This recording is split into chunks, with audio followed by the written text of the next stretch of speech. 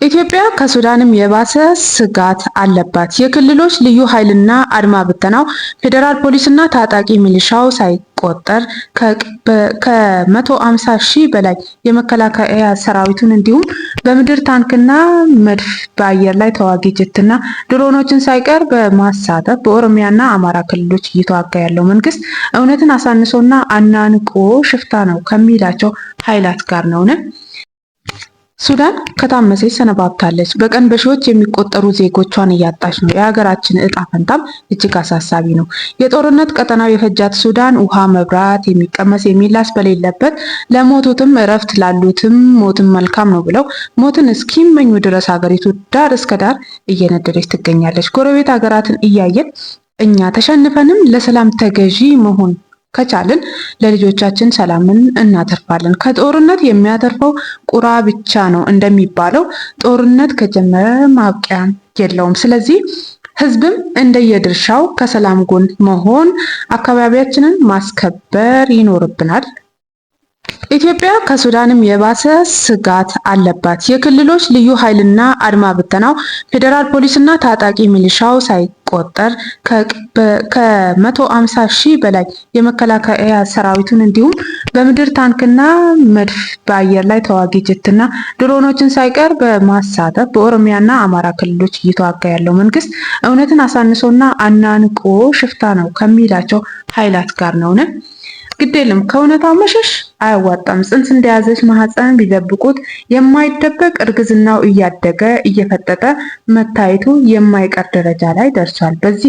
ከዚህም በላይ ዘመኑ የቴክኖሎጂ እንደመሆኑ ህዝብም ሁሉንም ያያል፣ ይሰማልም ይታዘባልም። ባይሆን ከጎረቤት ሀገር ሱዳን እልቂት ተምሮ አገር ላይ ታንዣበበው ክፉ ደመና መትረፍ በህሊናም ሆነ ታሪክን ተጠያቂነት ያደናል። በመንግስት በጀት የሚንቀሳቀሰው የምክር ኮሚሽን በሚል ተቋም ውይይት፣ አጀንዳ፣ መድረክ ወዘተ ውጣ ውረድ ጊዜና የሀገር ሀብትን ከማባከን ውጪ የሀገሪቷ የፖለቲካ ችግር የሚፈታ አይደለም። የሱዳን አይነት ምልክቶች በሀገራችን እየታዩ ቢሆንም ሁሉም ወገን ከልቡ ለህዝቡ ለሀገሩ ካሰበ አሁንም አልረፈደም። እየመጣ ካለው ስጋት መዳን ይቻላል። ጀግና እየተጫወቱ መመላለስ የማይቻልበት የመጠፋፋት ደረጃ ከመድረሳችን በፊት ቆም ብሎ ማሰብ ይበጃል። ለዚህ ደግሞ በዋናነት ገዢው መንግስት ከስልጣን ከሀብት ጥቅም ባሻገር ሀገርን፣ ህዝብን በማስቀደም ከፍተኛ ኃላፊነት አለበት። እንዲሁም ህዝቡም ደግሞ ሰላምን በመፈለግ ከሰላም ጎን በመሆን የሀገራችንን ደህንነት ማስጠበቅ የሁላችንን ድርሻ ነው ማለት ነው። ይህንንም በተመለከተ በሰሞኑ መርካቶ ላይ ስላለውም ነገር እነግራቸዋለሁ። እንግዲህ ሰሞኑን እቤት ተቀምጬ እንደ አይነት ነገሮችን እየፈተፈትኩ ነው። ሰው በዛኛው ቻናሌ የምሰራው ታሪካዊ ነገሮች ነበሩ። አሁን ላይ ደግሞ እስኪ ወቅታዊ ነገሮችን ሊያዝና ወደ እናንተ ላምጣ ብዬ መጥቻለሁ። ቻናሌን ሰብስክራይብ በማድረግ ቪዲዮዬንም ያያችሁ ላይክ ብታደርጉና ብታበረታቱኝ እጠይቃለሁ። እንደ አይነት ነገር ማውራት ትንሽ ከባድ ነው ባለንበት ሁኔታ። ይሁንና እንግዲህ እናንተ ከጎኔ ከሆናችሁ ከረዳችሁኝ ሁሉንም ነገር እናወራለን፣ እንፈተፍታለን ማለት ነው። በሰሞኑ በመደብ ላይ የሚሰሩ የመርካቶ ነጋዴዎች ተነሱ ተብለው ተጠይቀዋል። እነሱም እንግዲህ ሰሞኑን ስራ ስለሌለ ብዙ ውጥረትና ችግር ውስጥ ይገኛሉ። እሱም ምንድነው የሆነበት?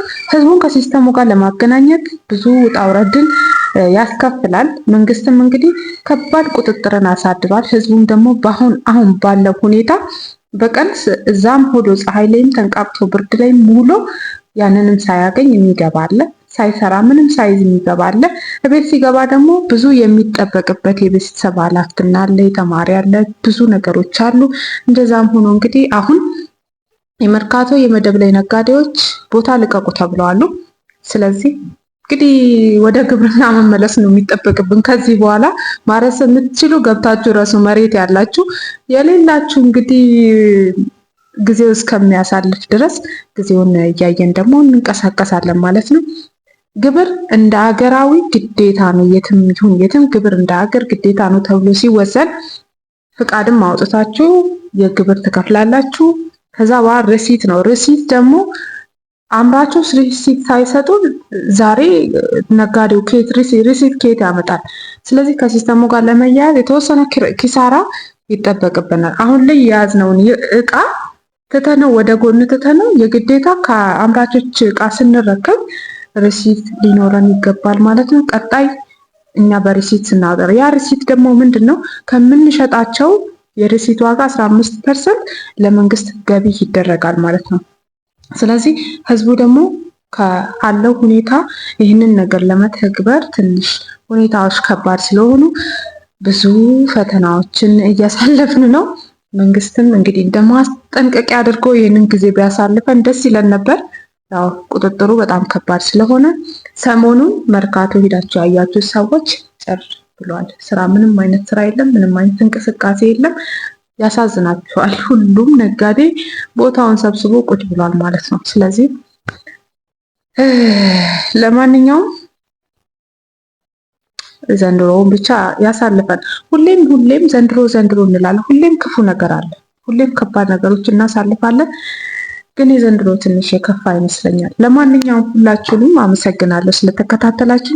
ቪዲዮዬን እስኪ ላይክ አድርጉና ቻናሌን ሰብስክራይብ አድርጉ። ነገ ደግሞ በተሻለ ወቅታዊ፣ ታሪካዊ ጊዜውን የጠበቀ ነገሮችን እሺ ቀርባለሁ። አመሰግናለሁ።